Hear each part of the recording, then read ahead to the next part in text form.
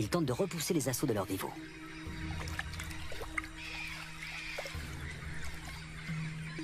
La femelle s'accouple ainsi avec plusieurs mâles. Dans les mythes indiens, l'anaconda à plusieurs têtes est une divinité récurrente. Cet enchevêtrement amoureux en est peut-être l'origine.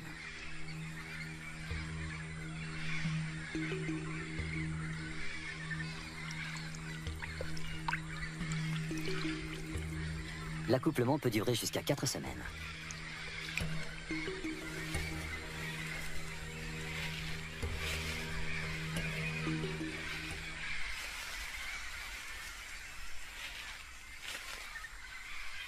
Les mâles repartent ensuite, chacun de leur côté.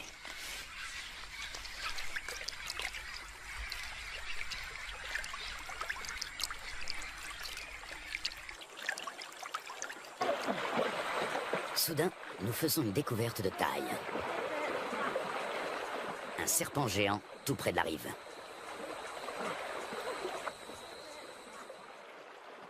Même à 4, nous avons du mal à le maîtriser. Son corps n'est qu'un unique et gigantesque muscle d'acier flexible.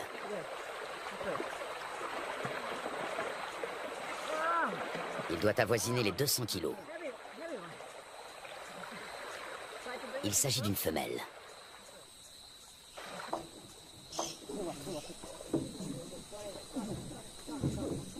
Sur la berge, nous pouvons la mesurer en toute tranquillité.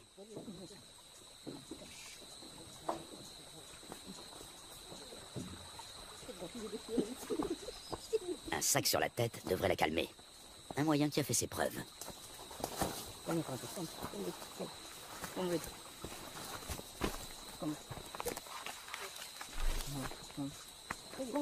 Nous parvenons à la ramener à terre sans trop de résistance. Avec sa taille, elle ne connaît plus aucun prédateur naturel.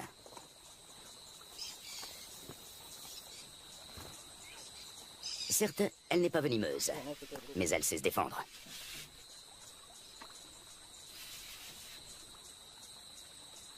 Tenez-la, pendant que je mesure. Une telle géante peut infliger de graves blessures. Une fois refermées sur leur proie, ses mâchoires ne se rouvrent pas facilement. Solides, acérées et orientées vers l'arrière, ses dents sont de véritables crochets. On distingue parfaitement sa trachée située à l'avant de la gueule. Elle lui permet de respirer pendant qu'elle avale lentement ses victimes.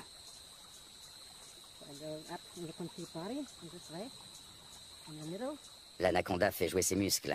Difficile de prendre ses mesures.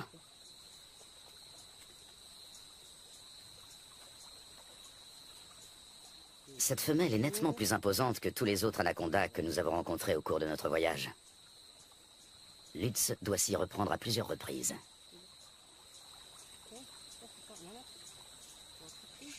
« 4,50 m.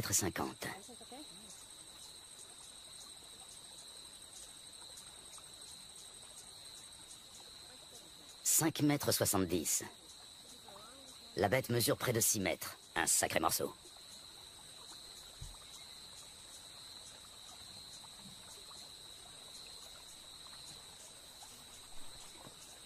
Lutz mesure la circonférence de son corps à l'endroit le plus fort.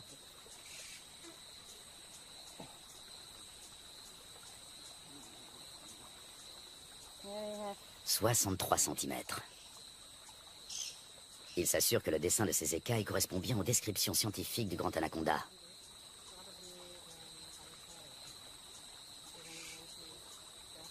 Ces plaies proviennent d'un marsupial. Il arrive que l'anaconda se blesse pendant qu'il étouffe ses victimes. Même les capybaras, les principales proies de l'animal, se défendent âprement. La chasse est risquée, même pour un grand anaconda.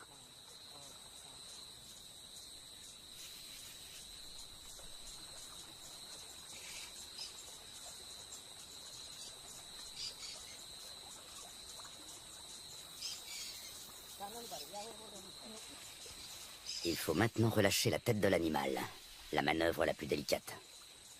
Lorsque le serpent retrouve sa vision, il vaut mieux être déjà loin.